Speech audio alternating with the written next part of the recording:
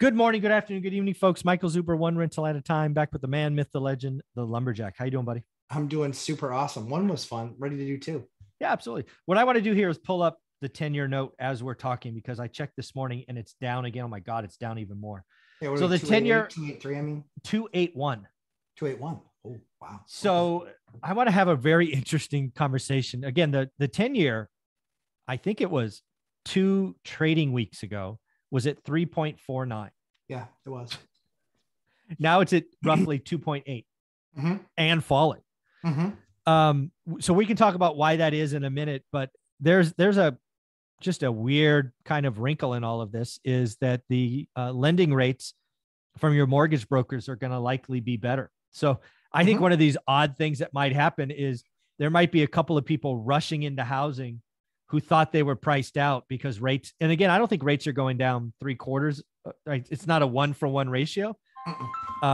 We'll talk to Matt, the mortgage guy, tomorrow to see what's what. But, you know, if rates go down 1/4, it might pull some people off the sidelines and go, hey, I'm going to buy now. I especially if they get an arm. The delta on the arms has been quite fascinating.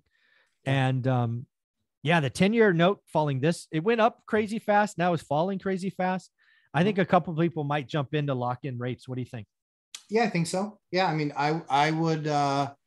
I got quoted 6 2 weeks ago, maybe, and I think I got quoted 4.375 on Friday. Well, is it the same loan? Yeah, same loan. So was it a 5.1, 7.1? What was it? No, it was 30-year. It was the 30-year fix from my bank. So I want to just say that again. So you got a 30-year investor loan originally at, let's call it 6, and now you're sub 5. No, 5.375. Oh, 5. Okay. I thought I heard you say 4. I'm sorry. No. 5.375. That makes sense. Yeah. I could see that. Yeah. Yeah. Again, best credit, big history, big down, all the kind of pluses, right? You paying points for that? Nope. So just straight up 0. Okay. Straight up. It's a good deal. It's good. And again, I think there's a lot of people that probably should call their if you're in the market and you're right on the line, yes, you should call your mortgage broker and see. 100%. And again, let's not forget, if you like it, lock it. If you've ever learned anything from Matt, the mortgage guy, if you like it, lock it. So you have that time in confidence, something you can't do with non-QM. But yeah, I think there's a little drop in rates. Let's say it's half a point for half a point of interest for some. That's meaningful, right? And then you get the seller to pay closing costs, and you get a mortgage buy down. It's even better. Yeah, those are the big things, right? Those are the things that a lot of agents have completely gotten out of practice. Like, let's talk about the 80% that suck. And then the 15% that are halfway decent at their jobs that have been around it for some time. They need to be making sure that's part of their game again. Either getting closing costs paid or points paid down. My preference is closing costs paid. I don't. Yeah, it's real money, right? Yeah, I want real money. I want to bring as little to the table as I possibly can, because that just means I can do more deals with the same stack. Exactly. Me too. So yeah, so that's my thought. That's my thought process on that. So yeah, for sure. 100%. Yeah. Now, again, I realize, as you've said many times, you're the 9th grade dropout, which means you took lots of economics before that. When you think about this rate, I mean, I don't even know if you've thought about it, but I mean, this rate, it raced up and now it's, I don't know, crashing, I guess is a fair term, for 10 days or 11 days. Any ideas what do you think the market's telling us when that happens? I think that they see that all the writing is on the wall for a recession. I think that they see that the consumer is weak. And when the consumer is weak, those rates go down. And I think that this is the perfect opportunity for Jerome to show us that he has a set. Yeah, I agree. Post 100 basis points. Oh, that would be good. Band-Aid ripping, baby, right there. Rip the Band-Aid off. Rip it right off. At this point, I'd take 75, but 100 would be awesome.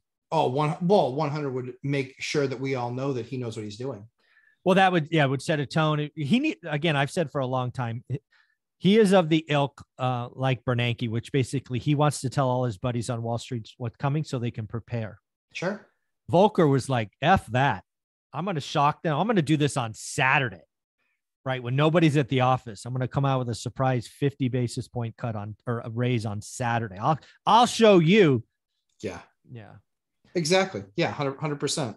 Yeah. The other thing I think this tells us is, I don't know if I guess I'll call it flight to safety. Right. When you got the 10-year at 3.5, And let's be very clear, cap rates on multifamily was trading at 3.5. I know. What would you rather have? An apartment building with a cap rate at 3.5 and unrealistic expectations and horrible debt structures, or a 10-year treasury at 3.5? I know which one I'd take. All you have to say is tenants. You don't have to say any of that other stuff. Just tenants. Period. Tenants. End of story. Period.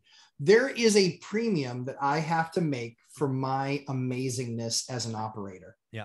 I have an operator's premium. Thus, if I can get 3.5 by doing nothing all day. I mean, it's not the 20% that so many were told they were going to earn on their crypto. Yeah.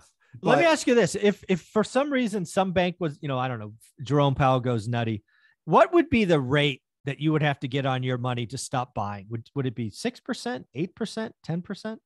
No, it had to be the last 8 deals that I've done were over 20%. So there isn't, I mean, like for me, it would have to, it'd be 15 maybe. Okay. 15. Yeah. If I can do nothing for 15, but I have to do something for like 22. Yeah. But again, I don't like that. I still don't like that dead money. Like, because that's going to create much better opportunity on the housing side. Like, right. I hear you. Oh yeah. It would be if I can do nothing for 15. Mm-hmm. No, I'm not saying where to get there. I was just curious. It's not being loaned based on being backed by crypto. Sign me up. Yeah, that is funny. Yeah, I don't know. I think if I got like 8% of my money, I'm older. I'm already slowing down, right? 8%, man. I think that'd be enough. Every day being Saturday does to you. Yeah, exactly. Yeah, 8% of my money. Yeah, that'd be enough for me, I think. So yeah, I mean, especially on the assets that you're in, right? Like, it doesn't make me sell anything I have. It's just hey, all new money stacks here, and it would probably, like you say, would stack because eventually something would blow up somewhere, and then I'd be able to go after. But I would, I think at 8% I slow way down. Yeah, I mean, for me, it's like everything that I'm buying is 2s, 3s, and 4s. Some stuff that's a little bit bigger, but I'm not buying any 1s. No, not even close. Those numbers have to come so far down for me to make any money. It's ridiculous. Yeah. I'm actually marketing only to 2, 3s, and 4s with this housing crash thing. I think that's a phenomenal strategy. 2, 3s, and 4s, seller-based financing, and sub 2. Those are the 3 magic things for the next 2 to 3 years. I agree. So this is going to be a lot of fun. Again, I think the 10-year crashing is going to have this odd kind of short-term goose to housing where people will get in. So where can people find you? Lumberjack Landlord on YouTube and on Instagram, and then live streams 11:30 a.m. Eastern time on Sundays. Yesterday we went a little over 3 hours. It was kind of fun. I saw that. I got on at the end and I tried to. I was like, oh my God, here he is. He's still here. Still here. Why are you still here?